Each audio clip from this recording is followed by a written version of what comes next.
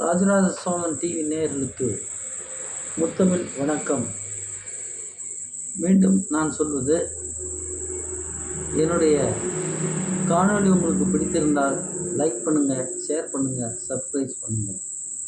15/7/2024 அன்று தமிழர்களின் கல்வி தந்தையான மாண்புமிகு தமிழ்நாட்டின் முதலமைச்சர் திரு காமராஜ் நாடார் சத்திரியர் அவர்களின் பிறந்த நாளான 122வது பிறந்த நாள் 15ஆம் தேதி அன்றே அவரை பற்றி நான் தகவல்களை சேகரித்து பேசலாம் என்று நினைத்தேன். நேரம் இல்லாத காரணத்தால் என்னுடைய தகவல்களை நான் சொல்ல முடியவில்லை. அதாவது சத்திரியர்கள் என்றால் தமிழகத்தில் யார்? வன்னியர்கள், நாடார்கள், உடையார்கள், இந்த மூவருமே சத்திரியர்கள் என்று அழைக்கப்பட்டார்கள் பின்னாளில். சரி, பெருந்தலைவர் காமராஜர் அவர்கள் இந்த தமிழுக்கும் தமிழ் மண்ணுக்கும் பேரரசர் ராஜராஜ சோழன் மாதிரி அவர் சண்டைக்குத்தான் போகவில்லையா தவிர, தமிழ் மக்களுக்கு சுமார் 1000 வருடங்கள் கழித்தாலும் ஒன்று ராஜராஜ சோழன் பேசப்படுவார், இரண்டாவது பெருந்தலைவர் காமராஜ் நாடார் சத்திரியர் அவர்கள் பேசப்படுவார்கள் என்பதில் எந்தவித மாற்றமும் இல்லை. அவருடைய ஆட்சியை இனி கம்யூனிஸ்டாக பார்த்தால் கம்யூனிஸ்ட்காரர் போல இருக்கும். அவருடைய ஆட்சியை பாட்டாளி மக்கள் கட்சி மாதிரி பார்த்தால் பாட்டாளி மக்கள் கட்சியாக இருக்கும். அவருடைய ஆட்சியை விடுதலை சிறுத்தையாக பார்த்தால் விடுதலை சிறுத்தைகள் என்ன நினைக்கிறார்களோ அதை அவர் செய்திருப்பார். அவருடைய ஆட்சியை அனைத்து இந்திய அண்ணா திராவிட முன்னேற்ற கழகம் மாதிரி பார்த்தால் அப்படியே இருக்கும். அவருடைய ஆட்சியை திராவிட முன்னேற்ற கழகம் பார்த்தால் அப்படியே இருக்கும். அதாவது இந்தியாவில் உள்ள எத்தனை மாநில கட்சிகள், தேசிய கட்சிகள் இருக்கின்றதோ அத்தனை கட்சிகளின் பிரதிபலிப்பாகத்தான் அவர் வாழ்ந்து காட்டினார். சரி, பெருந்தலைவர் காமராஜருக்கு என்னுடைய 122வது பிறந்தநாள் விழாவில் அவரை நினைக்க வேண்டிய அவசியம் என்ன? கண்டிப்பாக ஒவ்வொரு தமிழனின் குடும்பத்தில் தீபத்தை ஏற்றியவர் பெருந்தலைவர் காமராஜ் நாடார் சத்திரியர் தான் என்பதில் எந்தவித சந்தேகமும் இல்லை. அவர் வகித்த பதவிகளை முதலில் பார்த்து விடுவோம். 1936 தமிழ்நாடு காங்கிரஸ் கட்சி செயலாளர், 1937 தமிழ்நாடு சட்டப்பேரவை உறுப்பினர், 1940 1954 தமிழ்நாடு காங்கிரஸ் கட்சி தலைவர், 1941 விருதுநகர் நகரசபை தலைவர், 1946 தமிழ்நாடு சட்டசபை உறுப்பினர், 1947 அகில இந்திய காங்கிரஸ் கட்சி கமிட்டி உறுப்பினர், 1956 காங்கிரஸ் கட்சியின் பாராளுமன்ற உறுப்பினர், 1954 1963 முதல் தமிழகத்தின் முதலமைச்சர். இக்காலமே தமிழர்களின் விடிவெள்ளி என்றும் இந்த ஆட்சியை பொற்காலம் என்றும் வரலாற்று அறிஞர்கள் கூறுகிறார்கள். அதாவது அரசியல் ஞானிகள் இதைத்தான் பொற்கால ஆட்சி என்று கூறுகிறார்கள். அதாவது எத்தனையோ அரசர்கள் ஆண்டார்கள், ஆனால் பேரரசர் ராஜராஜ சோழன் காலத்தை தான் பொற்கால ஆட்சி என்பார்கள். அதற்கு பின்பு நாடு 1947 சுதந்திரம் அடைந்தது. சுதந்திரம் அடைந்து எத்தனையோ முதலமைச்சர்கள் தமிழகத்தை ஆண்டார்கள். ஆனால் காமராஜரோட ஆட்சி பொற்கால ஆட்சி என்று இன்றும் மார்த்தட்டி சொல்கிறார்கள். ஏன், வேற்று கட்சிக்காரர்கள் கூட நாங்கள் காங்கிரஸ் கட்சி ஆட்சி அமைப்போம், காமராஜர் ஆட்சி அமைப்போம் என்று சொல்லக்கூடிய அளவில் அவருடைய ஆட்சி இருந்தது. 1963 1967 அகில இந்திய காங்கிரஸ் கட்சி தலைவர், 1969 பாராளுமன்ற உறுப்பினர், 1971 பாராளுமன்ற உறுப்பினர். சரி, இந்த அளவுக்கு மீண்டும் அவர் தமிழர்கள் நினைத்து பார்க்கக்கூடிய காரியத்தை என்னையா செய்துவிட்டார் என்று நீங்கள் நினைப்பது புரிகிறது. அதாவது அவர் ஆட்சியேற்றவுடன் ஒரு தமிழர் 1% தான் படித்திருந்தார்கள். ஆனால் ஆட்சி விட்டு அவர் இறங்கும்போது 63 ஆட்சி விட்டு அவர் இறங்கும்போது 37% தமிழன் படித்தவனாக மாறியிருந்தான். அதே ஒரு வரலாற்று பொற்காலம்தான். சரி, விவசாயிகளின் பொற்காலமாக மாற்றினார். என்னென்ன விவசாயிகளுக்கு செய்தார்? மலம்புழா அணை 46,000 ஏக்கர் பாசன நீர் வசதி பெறுகிறது. மணிமுத்தாறு அணை அவர் காலத்தில் கட்டப்பட்டது, 20,000 ஏக்கர் பாசன நீர் வசதி பெற்றது. மேட்டூர் பாசன கால்வாய் 45,000 ஏக்கர் பாசன நீர் வசதி பெற்றது. அமராவதி அணை 20,000 ஏக்கர் பாசன நீர் வசதி பெற்றது. வைகை அணை 20,000 ஏக்கர் பாசன நீர் வசதி பெற்றது. சாத்தனூர் அணை 20,000 ஏக்கர் பாசன நீர் வசதி பெற்றது. வாளையார் அணை 65,000 ஏக்கர் 6,500 ஏக்கர் பாசன நீர் வசதி பெற்றது. மங்களம் அணை 6,000 ஏக்கர் பாசன நீர் வசதி பெற்றது. ஆரணி ஆறு 6,000 ஏக்கர் பாசன நீர் வசதி பெற்றது.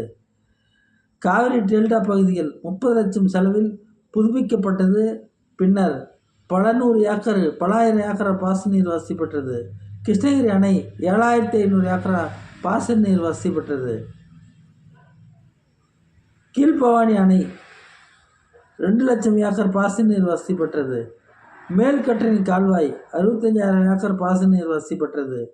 புள்ளம்பாடி திட்டம் 22,000 ஏக்கர் பாசன நீர் வசதி பெற்றது. மீனக்கரை ஏரி திட்டம் 4,000 ஏக்கர் பாசன நீர் வசதி பெற்றது. மணிமுத்தாறு திட்டம் 4,000 ஏக்கர் பாசன நீர் வசதி பெற்றது. தோப்பியாறு ஏரி 2,500 ஏக்கர் பாசன நீர் வசதி பெற்றது. மணிமுத்தாறு திட்டம் 4,000 ஏக்கர் பாசன நீர் வசதி பெற்றது. தோப்பியாறு ஏரி 2,500 ஏக்கர் பாசன நீர் வசதி பெற்றது. கோமிகை ஆற்று திட்டம் 2,500 ஏக்கர் பாசன நீர் வசதி பெற்றது.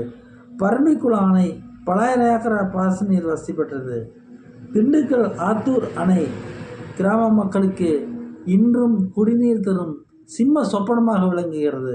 நண்பர்களே, அவர் ஆட்சி காலத்தில் கடலூர் எஸ்.எஸ். ராமசாமி படையாச்சி அவர்கள் பொதுப்பணித்துறை மினிஸ்டராக இருக்கும்போது, கடலூர் எஸ்.எஸ். ராமசாமி படையாச்சி அந்த ஆட்சியிலே பொதுப்பணித்துறை மினிஸ்டராக இருக்கும்போது தான் இவ்வளவு அணைகளும் கட்டி விவசாயியின் வாழ்க்கையில் அவர் விளக்கேற்றினார்.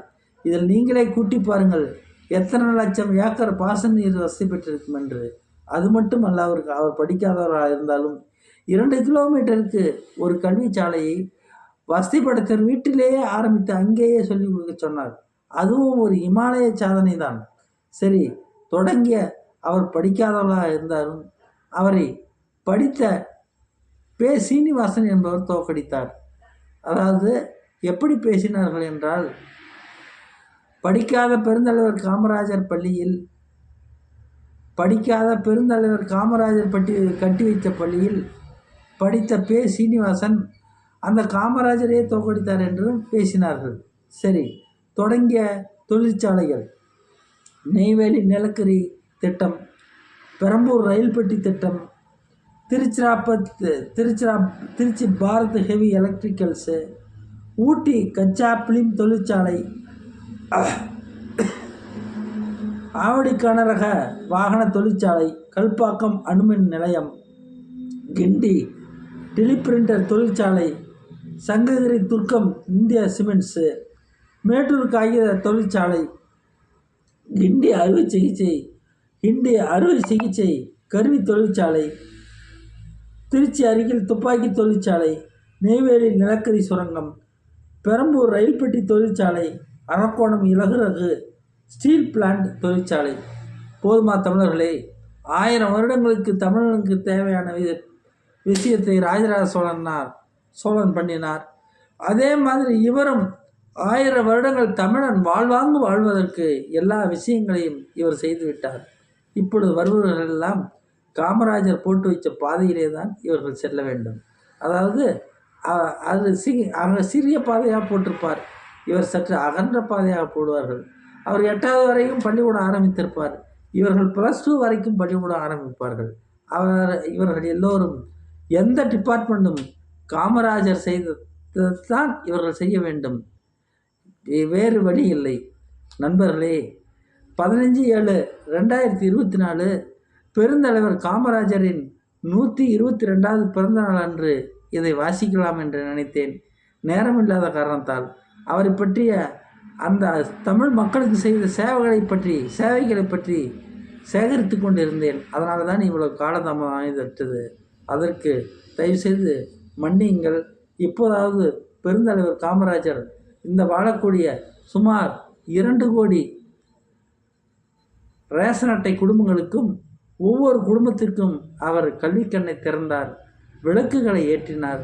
தமிழன் இன்று ஐஏஎஸ், ஐபிஎஸ், எஃப்ஆர்சிஎஸ், டாக்டர், வக்கீல், என்ஜினியர் என்று படித்து மேலோங்கி வாழ்வதற்கு அவர் கட்டி வைத்த பள்ளிகளே காரணம். படிக்காதவராக இருந்தாலும் பல மக்களை அவர் படிக்க வைத்தார். கடைசியாக ஒன்று சொல்கிறேன். அவர் முதலமைச்சராக இருக்கும்போது டாக்டர்களை தேர்வு செய்யும் முறை அவர் கையிலே இருந்தது. இன்று அதுக்கு தனியாக ஒரு டிபார்ட்மெண்ட் இருக்குது, அவர்கள் தேர்வு செய்வார்கள்.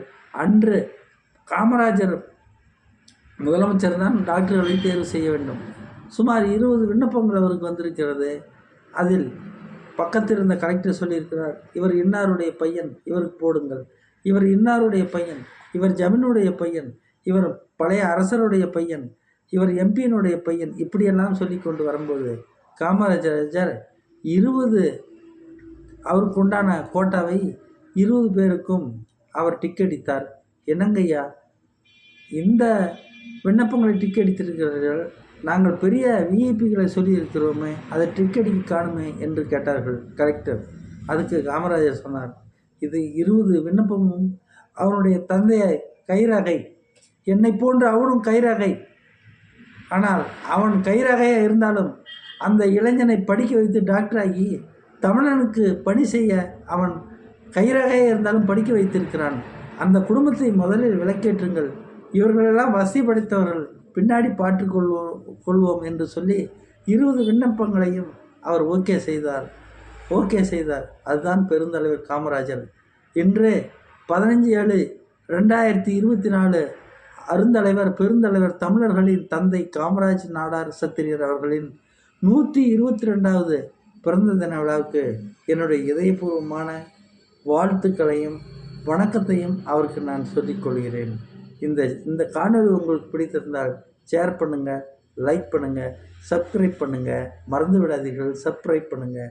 நன்றி, வணக்கம்.